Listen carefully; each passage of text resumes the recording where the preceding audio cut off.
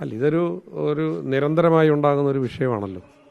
ഇവിടെ വന്യമൃഗങ്ങൾ ഇറങ്ങി ജനങ്ങളെ വേട്ടയാടുന്നു, അവരുടെ എല്ലാ കാർഷിക വിളകളും നശിപ്പിക്കുക. അവർക്ക് ജീവിക്കാനൊരു മാർഗവുമില്ല. കാട്ടുപന്നി, കാട്ടാന, പുലി, കടുവ, കുരങ്ങ്, ഇതെല്ലാം വന്ന് അവർക്ക് എങ്ങനെയാണ് അവർ ജീവിക്കുന്നത്?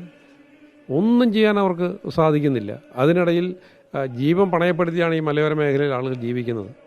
അവിടെ ഇതുപോലുള്ള ധാരണ സംഭവങ്ങൾ ഉണ്ടായാൽ എന്താണ് അതിനൊരു പരിഹാരം? ഇത് ഫോറസ്റ്റ് ഡിപ്പാർട്ട്മെൻറ്റ് ചെയ്യേണ്ട എന്തെങ്കിലും കാര്യങ്ങൾ ചെയ്യുന്നുണ്ടോ? അപ്പോൾ അങ്ങ് രാവിലെ DFIയുമായി ഫോണിൽ സംസാരിച്ചിരുന്നല്ലോ. എന്ത് മറുപടിയാണ് DFIയിൽ നിന്നും ഈ വിഷയത്തിൽ ലഭിച്ചത്? എന്ത് മറുപടി? ഇതുപോലെ നിസ്സംഗമായിട്ട് കരിങ്കല്ലിനെ കാറ്റ് പിടിച്ച പോലെ ഇരിക്കുന്ന ഒരു മന്ത്രി, ഒരു വകുപ്പും എന്തെങ്കിലും കാര്യങ്ങൾ ഇവർ ചെയ്യുന്നുണ്ടോ? അവർക്ക് ഡിപ്പാർട്ട്മെൻറ്റിൽ പണത്തിന് എന്താണ് കുറവ്? ഡിപ്പാർട്ട്മെൻറ്റ് ധാരാളം പണമുണ്ട്. അവർക്ക് കിടങ്ങ് കുഴിക്കാം, ഫെൻസിങ് ഇടാം, ഇതിന് സംരക്ഷിക്കാനുള്ള എന്തെല്ലാം കാര്യങ്ങളുണ്ട്. ഒന്നും ചെയ്യുന്നില്ലല്ലോ.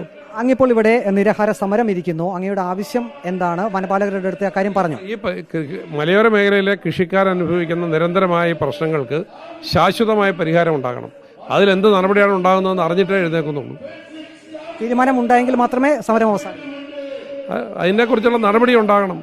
അല്ലാതെ ഈ പാവപ്പെട്ട ആളുകളെ ഈ വന്യമൃഗങ്ങൾക്ക് മുന്നിൽ എറിഞ്ഞു വിടുകയും അത് കണ്ട് രസിക്കുന്ന ഒരു ഗവൺമെന്റിന്റെ ജൽപ്പനങ്ങൾ കേട്ട് അവസാനിപ്പിക്കാനുള്ളതല്ല സമരം.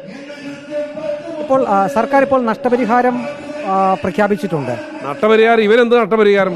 10 ലക്ഷം രൂപ കേന്ദ്ര ഗവൺമെന്റ് കൊടുക്കുന്ന നഷ്ടപരിഹാരം ഇവരൊന്നും ചെയ്യുന്നില്ല. കഴിഞ്ഞ തവണ കാട്ടുപോത്ത് കുത്തി മരിച്ച ആളുകൾക്കുള്ള 10 ലക്ഷം രൂപ കേന്ദ്ര ഗവൺമെന്റ് കൊടുക്കുന്ന ആ 5 ലക്ഷം രൂപ പിടിച്ചു വെച്ചിട്ട് 5 ലക്ഷം രൂപ 1.5 കൊല്ലം കൊണ്ടാണ് കൊടുത്തത്.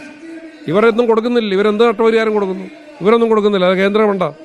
ഇപ്പോൾ അങ്ങിപ്പോൾ രാവിലെ ഈ കാട്ടാനയുടെ ആക്രമണം നടന്ന പ്രദേശം സന്ദർശിച്ചിരുന്നല്ലോ.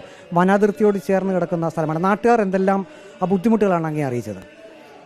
അവിടെ ആളുകൾക്ക് ജീവിക്കാൻ മാർഗമല്ല. ഒന്നും നട്ടുവളർത്താൻ കഴിയില്ല. തെങ്ങിൽ തേങ്ങ വന്നാൽ കുരങ്ങിൻ്റെ ശല്യം, കാട്ടാനയുടെ ശല്യം. പ്ലാവിൽ ചക്ക കായ്ച്ചാൽ കാട്ടാന വന്ന് പ്ലാവും തകർക്കും, വീടും തകർക്കും. പുലി, കടുവ, അവിടെ ഉണ്ടായിരുന്ന 30ഓളം വീടുകളിലെ പട്ടികളെ മുഴുവൻ കഴിഞ്ഞ 1 മാസം പുലി പിടിച്ചുകൊണ്ട് പോയി.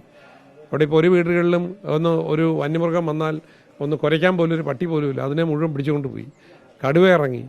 ഇവിടെ വിഷപ്പാമ്പുകളുടെ പിന്നെ നിരന്തരമായ ശല്യം. ഇതിനിടയിൽ ജീവൻ കൈപ്പിടിച്ച് ജീവിക്കുന്ന ആളുകളെയാണ് ഈ ഫോറസ്റ്റ് ഉദ്യോഗസ്ഥന്മാർ ഹരാസ് ചെയ്യുന്നത്. ഇപ്പോൾ വന്നു കഴിഞ്ഞപ്പോൾ ഒരു വയസ്സായ പ്രായം ചെന്നൊരു മനുഷ്യനെ കണ്ടു. ഹൃദ്രോഗിയാണ്. അദ്ദേഹത്തിന് ഹോസ്പിറ്റൽ നടന്നിറങ്ങാൻ പാടാ. വീട്ടിൽ നിന്ന് ഇറങ്ങണമെന്നുണ്ടെങ്കിൽ ഒരു ചെറിയ റോഡ് വീട്ടിലേക്ക് വിടണം. ആ വീട്ടിലേക്കൊരു വഴി വെട്ടുന്ന സമയത്ത് ഫോറസ്റ്റുകാർ പോയി തടസ്സപ്പെടുത്തി. വെട്ടാൻ കഴിയില്ല എന്ന് പറഞ്ഞു. അവിടെ ഒരു പ്ലാവിൻ്റെ കമ്പ് താഴേക്ക് ചാഞ്ഞ് ചെയ്യപ്പെട്ട് അത് മുറിച്ചാൽ അകത്തിടുമെന്ന് പറഞ്ഞു. അയാൾക്ക് റോഡ് വെട്ട് നിർത്തേണ്ടി വന്നു. ഇവിടെ കൃഷിക്കാർ നട്ട് വളർത്തിയിരുന്ന മുഴുവൻ മരങ്ങളും മുറിക്കാനുള്ള അവകാശം ഉണ്ടാകുകയും മുറിക്കുകയും ചെയ്തുകൊണ്ടിരുന്ന ഒരു പ്രദേശം ഇവിടെ. ഉമ്മൻചാണ്ടി ഭരിച്ചിരുന്ന കാലത്തൊക്കെ ഇവിടെ കർഷകർക്ക് യാതൊരു പ്രശ്നവുമില്ല. അന്ന് ഈ നട്ടു വളർത്തിയ മരങ്ങൾ മരിക്കാൻ 4 പ്രധാനപ്പെട്ട മരങ്ങൾ ഒഴിച്ചുള്ളത് മുഴുവൻ അവർക്ക് മുറിക്കാൻ കഴിയുമായിരുന്നു. ഇപ്പോൾ ഇത് വീട്ടിലേക്ക് വളർന്നു കയറി നിൽക്കുന്ന കാട്ടുചില്ല മറിച്ചാൽ കേസെടുക്കുന്ന സംവിധാനം ഇവിടെ ചെയ്യുന്നത്. എങ്ങനെയാണ് ഈ മനുഷ്യർ ഇവിടെ ജീവിക്കുന്നത്?